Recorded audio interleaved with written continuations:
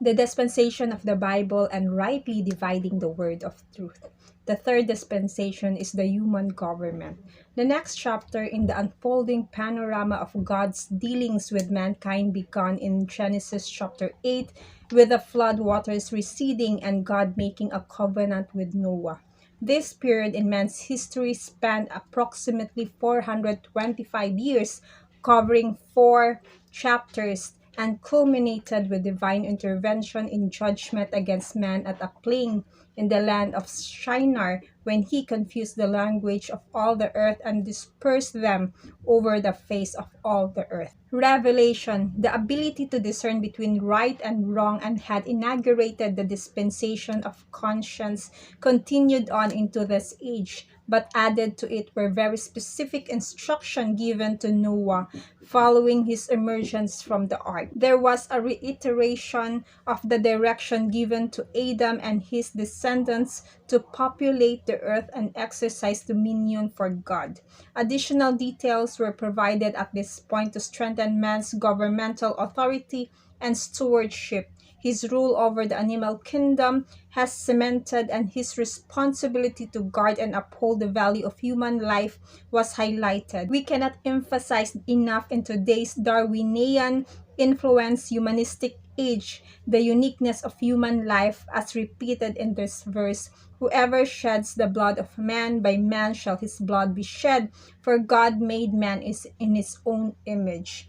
Most importantly, God's communication at the start of this era touched not only man's responsibility over nature but his relationship with his fellow man. Perhaps the most striking feature of the divine revelation commencing this dispensation is the inauguration by God of an unconditional covenant with man, committing himself to never destroy the world again with a flood.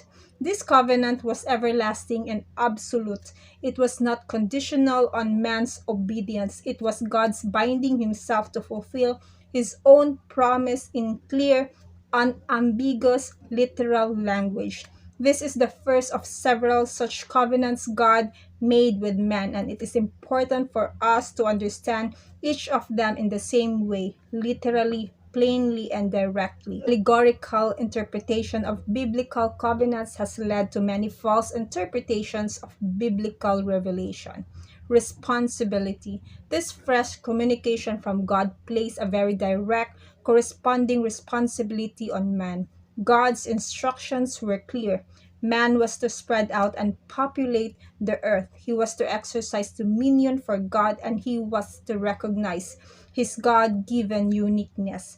God made man in his own image. Man was to be responsible for establishing social order and justice based on this underpinning reality that recognized and reflected man's unique Godward substance, and hence his dignity and accountability to God in whose image he had been formed. Rebellion. Man's weakness and failure is seen very quickly in this dispensation. Mark Sweetman writes, "Too soon we see the man into whose hands government had been committed lying naked in a drunken stupor in his tent. How tragic Noah, the great hero of faith who had obeyed God in a remarkable way, engaged self-indulgently in the fruit of his own vineyard and became drunk." As an aside, this is the first mention of alcohol in the scriptures. Following the law of first mention, we would all be wise to recognize the loss of control, the shame, and the tragic consequences associated with alcohol in this ancient narrative and govern our own conduct accordingly. Man's rebellion, though greatly multiplied in subsequent generations, a great-grandson of Noah called Nimrod arose and became a charismatic, powerful political and social leader. His name means rebel, and he proved to be very true to his name. He opposed God and rallied the people around him in his rebellion against divine purpose.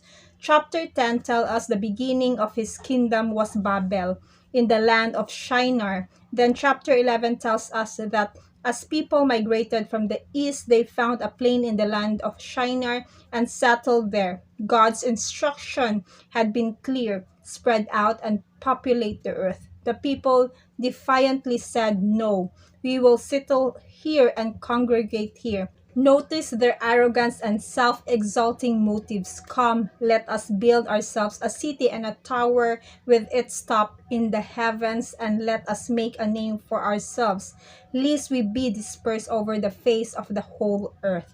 This was not an innocent, harmless building project. It was an act of direct defiance against God, deliberately disobeying his direction and promoting man's independence and self-sufficiency. The motives and methods of Nimrod and the people he led have tragically been replicated over and over again through human history, and they still run rampant with tragic consequences in our world today. Attribution.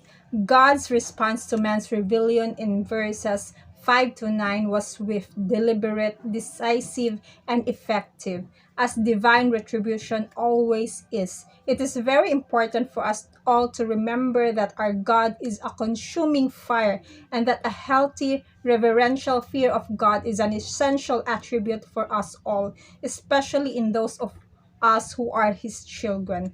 God could not only see what they did, but could assess perfectly why they did it. He not only understood their actions, but clearly discerned that these actions were merely the manifestation of their rank rebellion against his history, his word, and his purposes. So with characteristic, almost dismissive rapidity, he confused their language, eliminated their ability to band together in their godless enterprise, and left the works of their hands in ruins.